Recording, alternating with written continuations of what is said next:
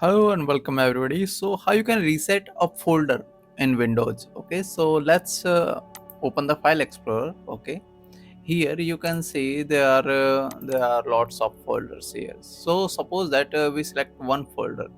Let's create another folder here. Okay, so new and folder.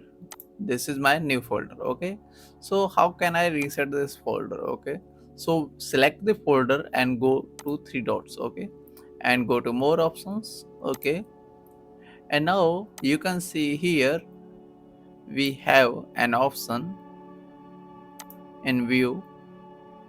Okay, so here you can reset this folder. Okay, and apply this folder, and this is a different option, but you can reset from here. Okay, when you click, do you want to reset all the folder type and viewing settings? So just you can say yes or you can say no. Okay, so that's it for today, and I'll see you in the next video. Thank you for being here.